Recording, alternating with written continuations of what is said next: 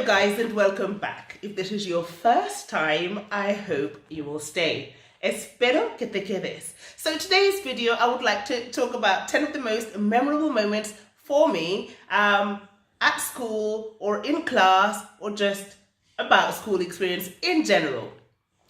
As you know, I've worked both at home in the UK and in Spain. So it's memories from both countries really. Okay, so the first memorable moment in class was obviously this one was from Spain. So I generally acknowledge the kids as guys to be a little bit more informal. So I think I said something like, guys, now I need for you to stop that and get on with this, whatever the instruction was. But it seems that I kept on repeating myself saying guys. And so two kids came up to me afterwards and said, we don't really like you calling us guys because we don't think it's cool. And so I was a little bit perplexed as to why they were offended. And then I realized that they thought me saying guys was me calling them gay. Guys. En español se pronuncia gays, guys. And they were upset because they thought that I was saying that they were gay. So that was a memorable one, which we actually all just laughed about it because their English was not good enough and they thought I was saying it in Spanish. I don't know how they could have got that so mixed up, but yeah, number one memorable moment. Stop saying guys so much. Right. Okay. Number two. So when I came to Spain the first time, I actually accepted a job in a school which was a little bit out of my field, meaning it wasn't secondary school.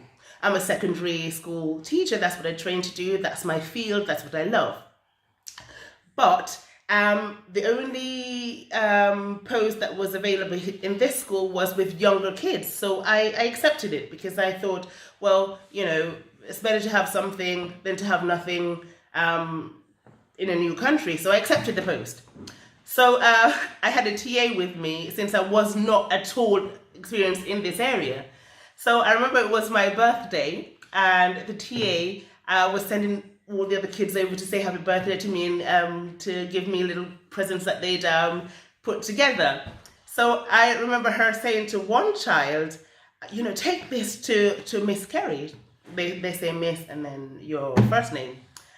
And it took this child maybe a good 5 minutes to get over to my desk, which was about here. And her the classroom was not very big at all, but it took her about 5 minutes to get over to my desk to say happy birthday. And it was literally like this. She really slowly came over. And the TA was saying to her, you know, hurry up, give Miss Kerry a kiss or a hug. And she came over literally and went like this. Like really scared. I was like, no, leave her, because I could see that she wasn't comfortable, the poor girl. So she came over and quite slowly, quite scared, poked me like that really quickly and said, happy birthday, and ran back to her place.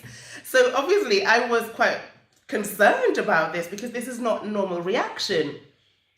So obviously I called for a parent-teacher meeting with her parents, and her mum came. And so she explained to me that she had never had a black teacher before, and so that she found my colour a little bit threatening. I'd never thought of this. It's not something you'd think of. There's not something that it just never crossed my mind that this was a problem. That she was scared of the colour of my skin, and so that's why she didn't really want to touch me. So I feel as though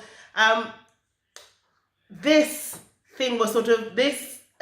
Incident was an eye-opener, and it taught me that, you know, not to take for granted. Not everyone talks about race in their family or at home or even in other countries. And obviously in my family, my kids wouldn't find it shocking that someone of a different ethnic background was their teacher, or because we're surrounded. My husband's obviously a different color from me.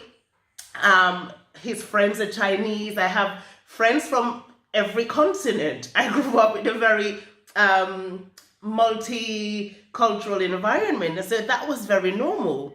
And I'm not saying that everybody will have that opportunity, but I do believe that as parents, it's our responsibility to teach our kids that our differences, it's what makes us unique, and we need to teach our kids that we are not all that different. And it's a conversation we need to have, I think. Okay, that sort of went on for a long time. Number 2.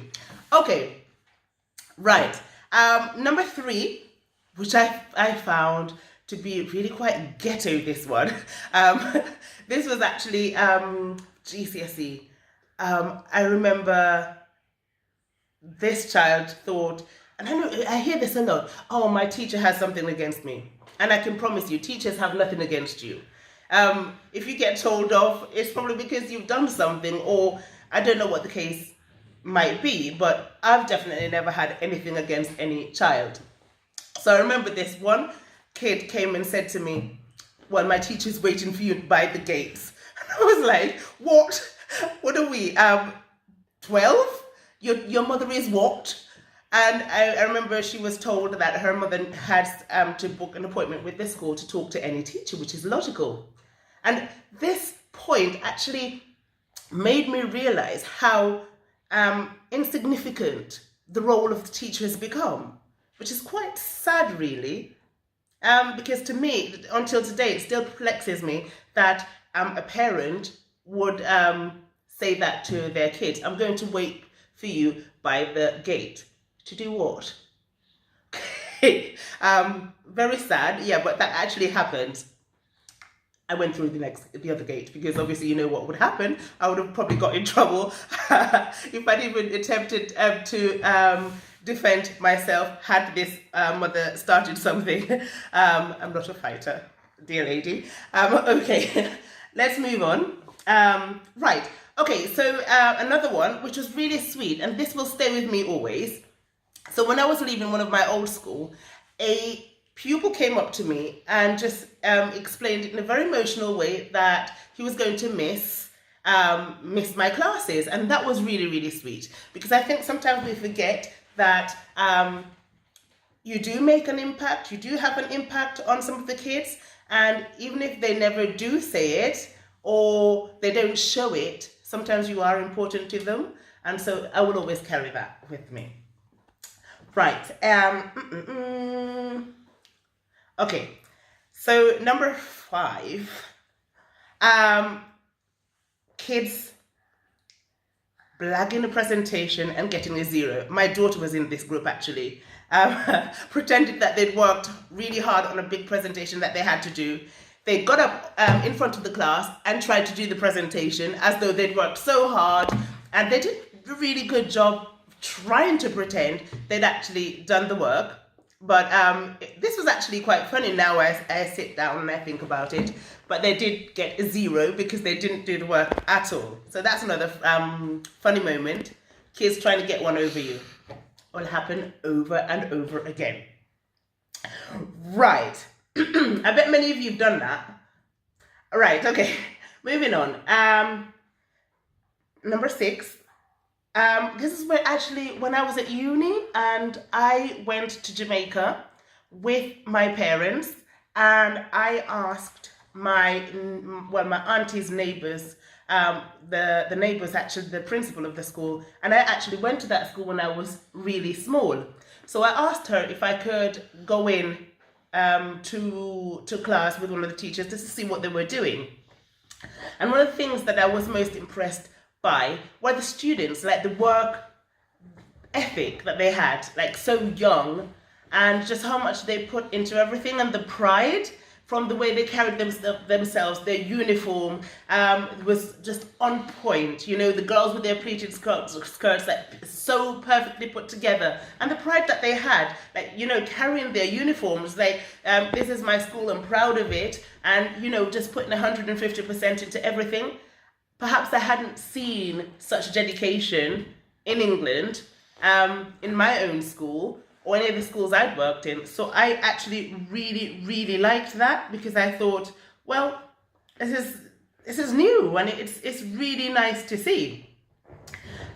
My phone has decided to lock itself, so I have to open it up again. Okay, right, so moving on. Okay, number 7, spinners. This is annoying. Do you guys remember when the spinners were like just everywhere?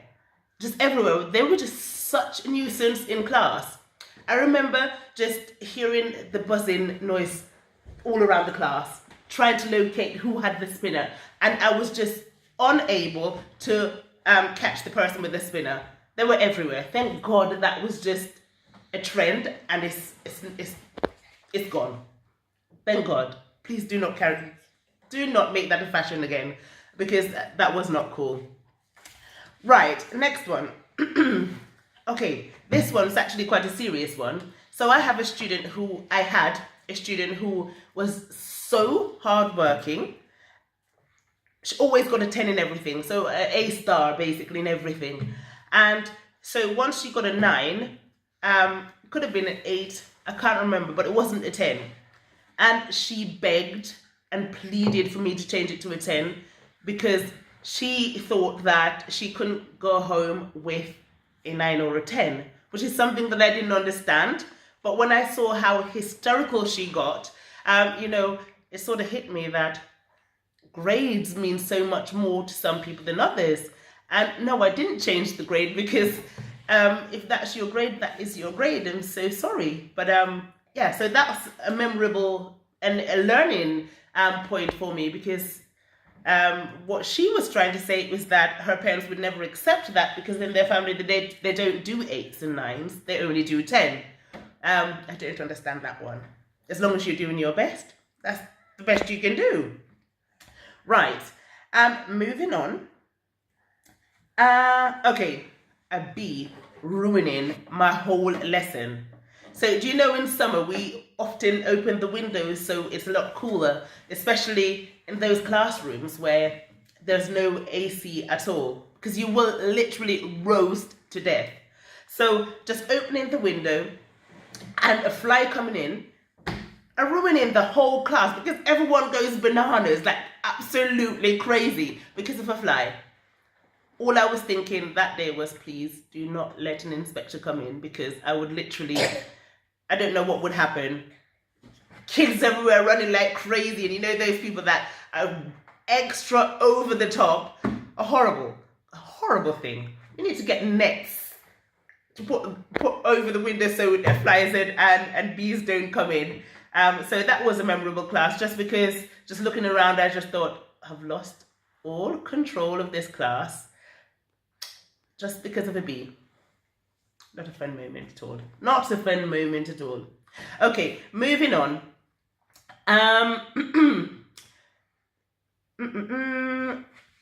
Okay, right. And my last one, I think this is the last one. Okay, so seeing I think he was Polish, to be honest, starting school, knowing no English whatsoever, no English at all, and in the space of 2 years, this student learned English to an amazing level, learned Spanish better than everybody else in the class, and just was top of the class.